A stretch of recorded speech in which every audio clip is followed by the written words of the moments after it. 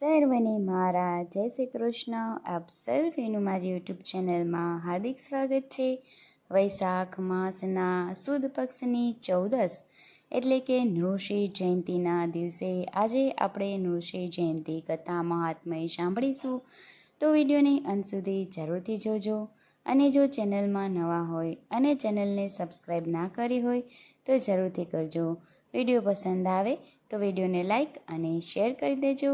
અને કોમેન્ટમાં ભગવાન વિષ્ણુના અવતાર એવા નૃસિંહ ભગવાનની જય જરૂરથી લખજો.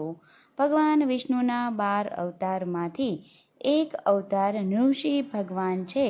નૃસિંહ અવતારમાં ભગવાન શ્રી હરિ વિષ્ણુએ અડધું મનુષ્ય અને અડધું સિંહનું સ્વરૂપ ધારણ કરી અને દૈત્યોના રાજા હિરણ્યકશ્યપુનો વધ કર્યો હતો. શાસ્ત્રો પ્રમાણે ફાગણ મહિનાના શુદ્ધ પક્ષની બારસને નૃસિંહ બારસ તરીકે ઉજવવામાં આવે છે. તેનો ઉલ્લેખ પુરાણોમાં છે. ભગવાન શ્રી હરિ વિષ્ણુના પાર્ષદ જય અને વિજય ઋષિઓના શાપને કારણે હિરણ્યકશ્યપુ અને હિરણ્યાક્ષપ તરીકે જન્મ ધારણ કરેલ. હિરણ્યકશિપુ તેના પુત્રને મૃત્યુદંડ આપવા માંગે છે. ત્યારે પ્રહલાદની રક્ષા કાજે અને હિરણ્યકશ્યપુનો વધ કરવા ભગવાન વિષ્ણુ સાક્ષાત સ્તંભમાંથી નૃસિંહ સ્વરૂપે પ્રગટ થાય છે. આ દિવસ વૈશાખ સુદ 14 હતો, જે નૃસિંહ જયંતિ તરીકે ઉજવાય છે. ભગવાન શ્રી નૃસિંહ શક્તિ તથા પરાક્રમના પ્રમુખ દેવતા છે. નૃસિંહ જયંતિના અવસરે આપણે તેમના અવિરતની કથા સાંભળીએ. તો ચાલો હવે આપણે નૃસિંહ જયંતિની કથા શ્રવણ કરીએ. તો બધા જ સંપૂર્ણ કથા સાંભળજો અને કેવી લાગી તે કોમેન્ટમાં જરૂરથી જણાવજો. પ્રાચીન કાળમાં કશ્યપ નામનો એક રાજા હતો. તેમની પત્નીનું નામ દિતિ હતું અને તેમને 2 પુત્ર થયા, જેમાંથી એકનું નામ હિરણ્યાક્ષક અને બીજાનું નામ હિરણ્યકશ્યપુ પાડ્યું હતું. હિરણ્યાક્ષકને ભગવાન શ્રી વિષ્ણુએ જ્યારે તે પૃથ્વી પરને પાતાળ લોકમાં ગયા હતા ત્યારે તેમને વરાહ રૂપે લઈ અને માર્યો હતો. આ જ કારણે હિરણ્યકશિપુ ભગવાન શ્રી વિષ્ણુ પર ક્રોધિત થયા અને તેમને પોતાના ભાઈના મૃત્યુનો પ્રતિશોધ લેવા માટે કઠોર તપસ્યા કરી અને બ્રહ્માજી અને શિવજીને પ્રસન્ન કર્યા. તેને વરદાનમાં માગ્યું કે હું તમારા દ્વારા ઉત્પન્ન કરવામાં આવેલ કોઈ પ્રાણી અર્થાત મનુષ્ય, પશુ, પક્ષી, દેવતા, દૈત્ય, નાગ, કિન્નર વગેરે દ્વારા મારું મૃત્યુ ન થઈ શકે. ન હું અસ્ત્રથી મરું કે ન શસ્ત્રથી મરું, ન હું ઘરની અંદર મરું કે ન ઘરની બહાર મરું, ન દિવસે મરું કે ન રાત્રે મરું, ન પૃથ્વી પર મરું કે ન આકાશ પર મરું. બ્રહ્માજીએ તેને તથાસ્તુ કહી અને વરદાન આપ્યું. આ વરદાન મળતા જ તેની મતિ ફરી ગઈ અને તેનામાં અહંકાર એટલી હદે વધી ગયો કે તે પ્રજા પર અત્યાચાર કરવા લાગ્યો. આ જ દિવસમાં તેની પત્ની કયાધુએ એક પુત્ર રત્નને જન્મ આપ્યો. તેનું નામ પ્રહલાદ પાડવામાં આવ્યું. પ્રહલાદ ધીરે ધીરે મોટો થવા લાગ્યો.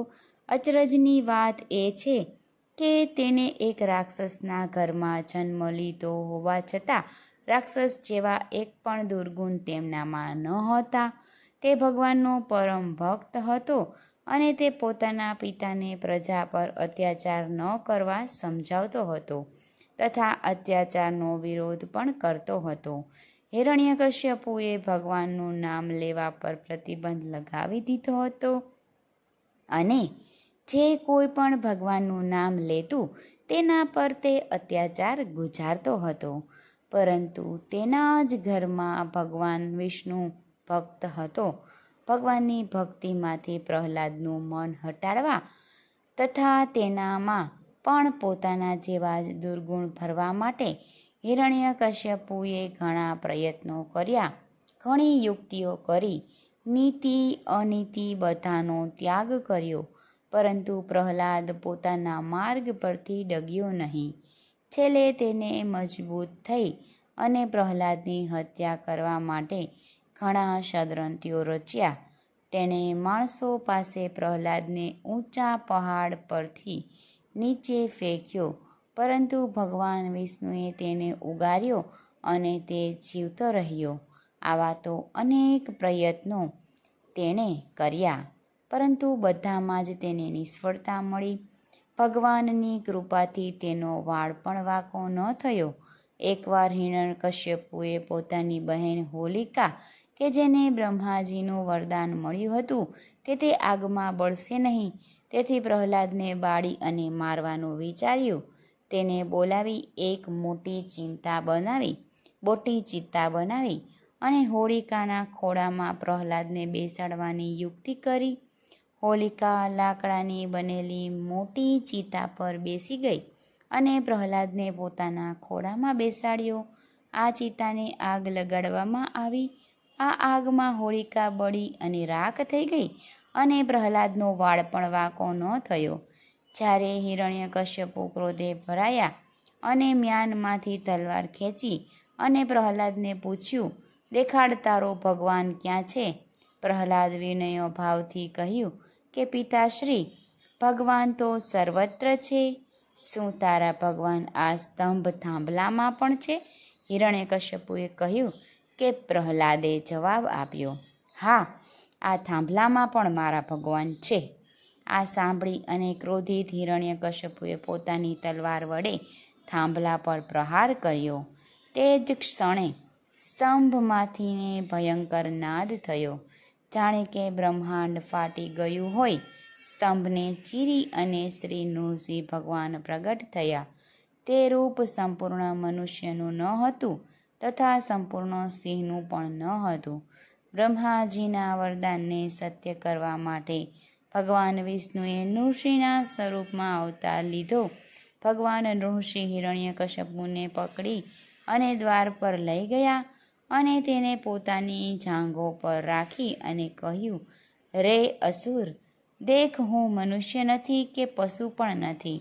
ન તો હું ઘરની અંદર છું કે ન તો હું ઘરની બહાર છું. તું પૃથ્વી પર નથી કે આકાશ પર પણ નથી. સૂર્યાસ્ત થઈ ગયો છે પણ રાત્રિની શરૂઆત નથી થઈ, તેથી દિવસ નથી અને રાત પણ નથી. આટલું કહી અને ભગવાન નૃસિંહ તેની છાતી પોતાના નખ વડે ચોળી અને તેનો વધ કર્યો. આમ તેમને પ્રહલાદને સંકટમાંથી ઉગાર્યા. પ્રહલાદની પ્રાર્થના પણ ભગવાન નૃસિંહે તેને મોક્ષ પ્રદાન કર્યું તથા પ્રહલાદની સેવા ભક્તિથી પ્રસન્ન થઈ અને વરદાન આપ્યું કે આજના દિવસે જે લોકો મારું વ્રત કરશે તે લોકો પાપમાંથી મુક્ત થઈ અને મારા પરમ ધામને પ્રાપ્ત થશે. આમ નૃસિંહ સ્વરૂપ ભગવાન વિષ્ણુની જય હો.